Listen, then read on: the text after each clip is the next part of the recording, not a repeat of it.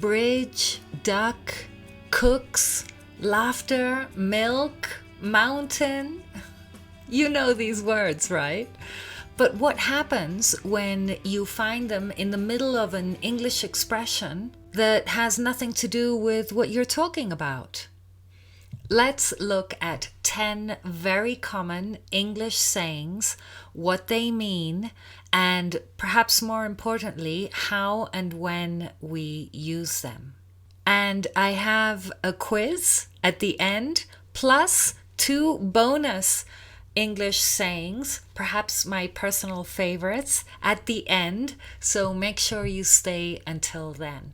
Okay? So if you're ready, let's get started.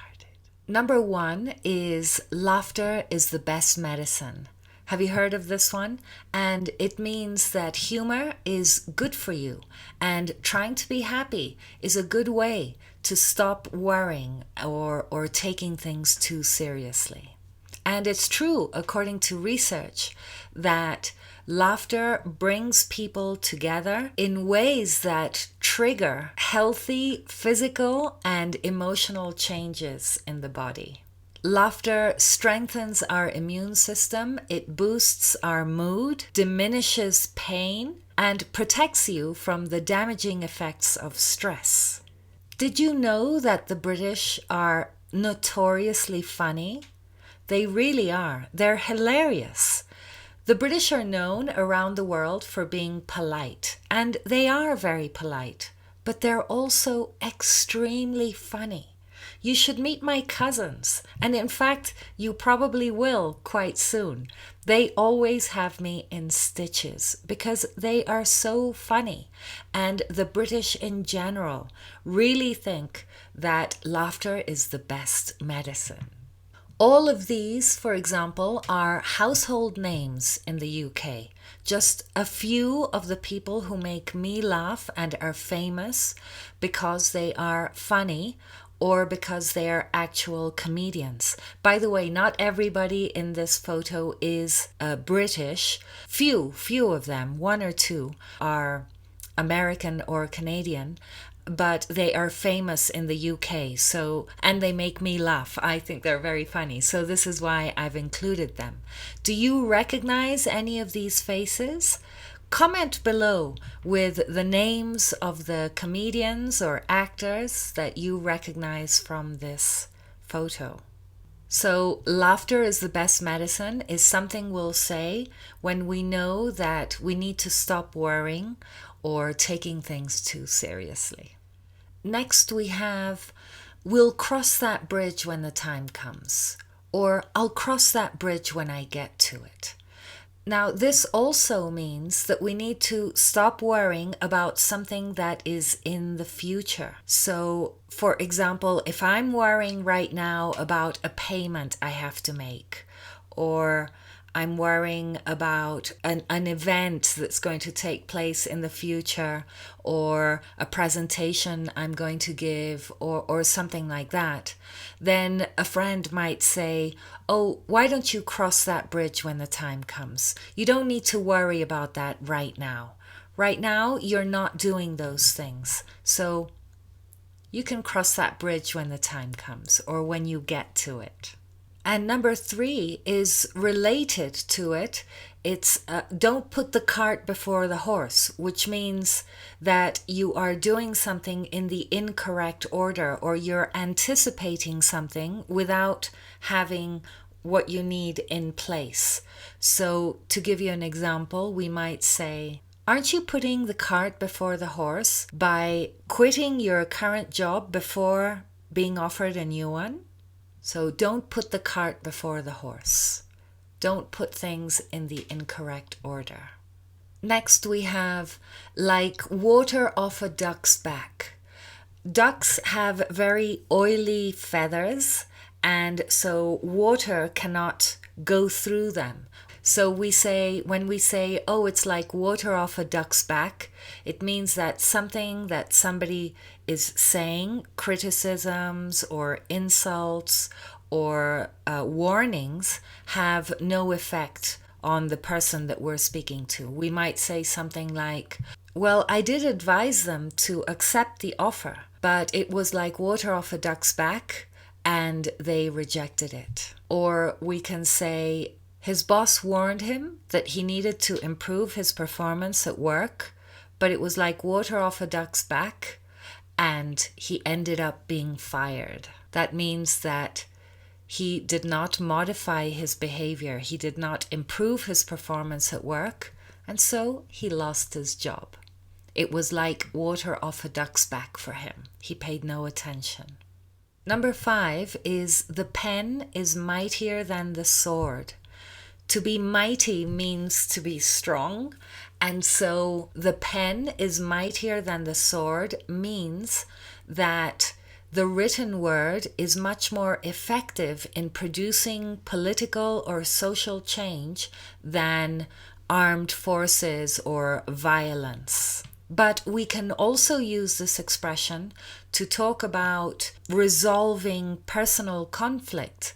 In my family, for example, growing up, I realized very early that putting my thoughts into words and writing letters to family members or explaining my behavior in writing was always much more effective in producing reconciliation than trying to explain myself, because I remember that I would get very anxious and everybody would interrupt each other, and so communication wasn't possible that way. But if I went to my room and I thought about it and then I wrote a letter, then things would resolve themselves very quickly and very effectively. So the pen is mightier than the sword. Number 6 is an expression that was used at home a lot because, as I say, I was personally quite impatient, especially as a teenager, and I would want things done, or I would be waiting for things to happen and, complaining because they weren't happening. And so I remember that the saying, "a watched pot never boils," is something that we use when we're just waiting for something to happen and getting impatient. A watched pot never boils. So, for example, next time you're waiting in line, you're waiting in a queue at the bank or wherever it is. I know that nowadays we don't go to the bank that much. We can do everything online, but sometimes we need to queue. Or when we're sitting in traffic and we're waiting for that red light to turn green, we can say, "Oh, a watched pot never boils. I better just focus on what I'm doing. There's, it's a pleasant day. I'm not in a hurry, and it's fine that the light is red. I know that it will turn green." So a watched pot never boils. Are you familiar with any of these very common English sayings or proverbs or expressions? Do you have any similar sayings in your language? Hello again, or just hello, and welcome to the channel. It's a clear and sunny 18 degrees Celsius, and this is Tanya Meyer, founder of Confident English Training, operating at the intersection between efficient language acquisition and use, the practice of raising awareness, and increased levels of happiness and well-being. What's not to love? Right. Next, we have don't put all your eggs in one basket. Now, this means that you or the person involved is relying exclusively on one person or one thing or one plan of action for everything, and so we say don't put all your eggs in one basket when, for example, I can say I'm applying for several jobs because I don't want to put all my eggs in one basket. Or we might say I have several sources of income because I don't want to put all my eggs in one basket. So have you heard of having a plan B? Plan B is for when plan A fails, then you have a plan B. But you won't have a plan B if you have all your eggs in one basket. So the saying is, don't put all your eggs in one basket. Number 8 is no use crying over spilt milk.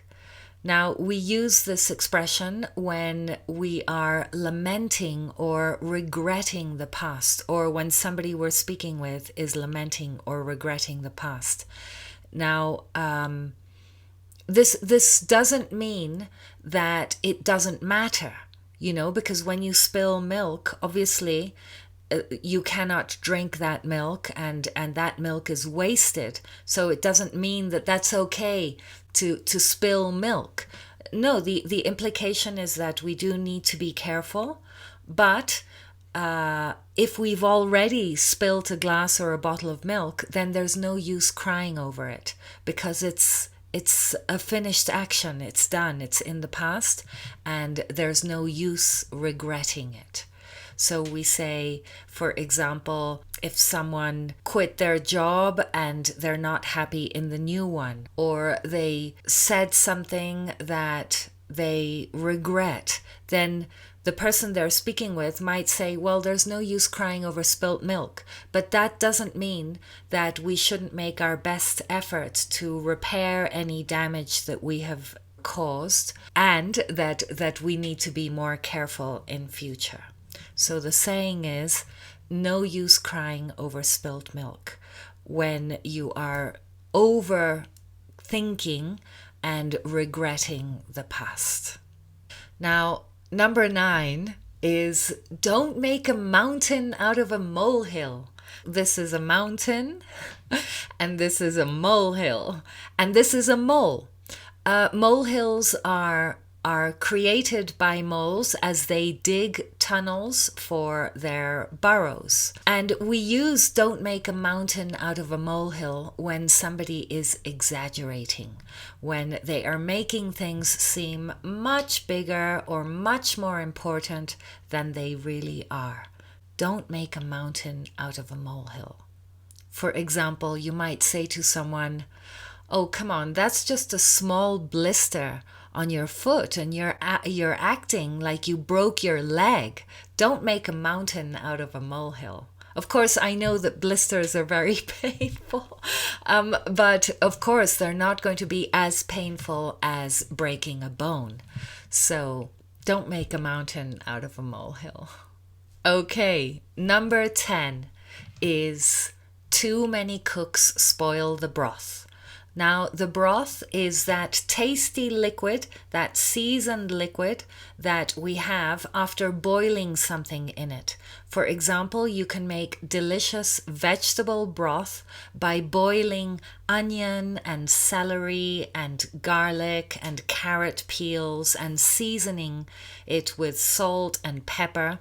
And that broth you might use later to cook something else. So too many cooks spoil the broth means there are too many people in charge of a project, taking decisions, not coordinating with each other, and so the end result is going to be poor quality. Too many cooks spoil the broth means there's no teamwork going on in here, because if people were speaking with each other and communicating, then they would be able to work together to create a delicious broth. But because everybody's just doing their own thing and not coordinating, then in that kind of situation, we can say too many cooks spoil the broth. Okay, are you ready for the quiz? What I'll do is I'll show the images from each of the sayings here on the screen, and you can remember what the saying is, and more importantly, what it means and how and when we use them, because context is really important for these sayings. If we use them incorrectly, then it sounds like out of place. Okay, so if you're ready, here we go. Here's number 1.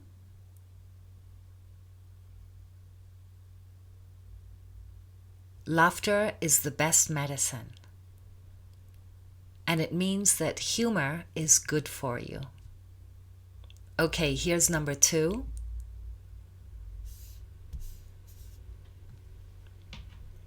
We'll cross that bridge when the time comes. Or I'll cross that bridge when I get to it, which we use when we worry about something that may or may not happen in the future. Okay, how about this one? Don't put the cart before the horse. When you do something or somebody else does something in the wrong order. Next, here's number 4. Like water off a duck's back. When warnings or criticism have no effect on somebody. Number 5 is the pen is mightier than the sword. The pen is mightier than the sword. It's better to reflect and think about what we say rather than using force or violence. Here's number 6. A watched pot never boils. A watched pot never boils. Time slows down when you're waiting for something to happen, when you're anticipating. Number 7. Don't put all your eggs in one basket. Don't put all your hope and expectation on a single person or plan or action. Number 8. No use crying over spilt milk.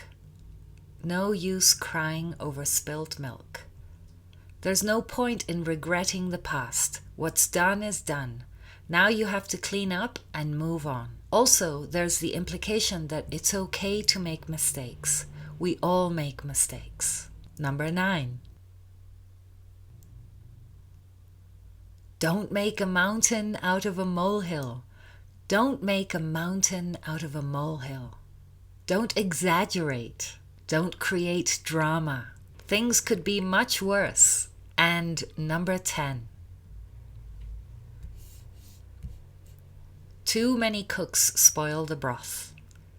People working on a single task are taking decisions and not cooperating or collaborating with each other for quality results. Okay, here, as promised, are my bonus 2 extra very common English sayings. The first one is to thank my lucky stars, or to thank your lucky stars. And we use this when we understand that we need to be very grateful. We can thank our lucky stars every day for all the conditions that support us. We have eyes that can see, we have a heart that beats, we have a roof over our head, food to eat. Yes, the sky, we have the sky, the clouds, birds singing to us. And so there are so many conditions as there are stars that support us. So we thank our lucky stars when we realize that we need to be grateful. And the second bonus expression is related to the first, and it's to count your blessings. I count my blessings every day. This means that I understand that although life might not be perfect and there are things that I don't like, I count my blessings when I realize that there are so many favorable conditions in my life. And so I thank my lucky stars and I count my blessings every day.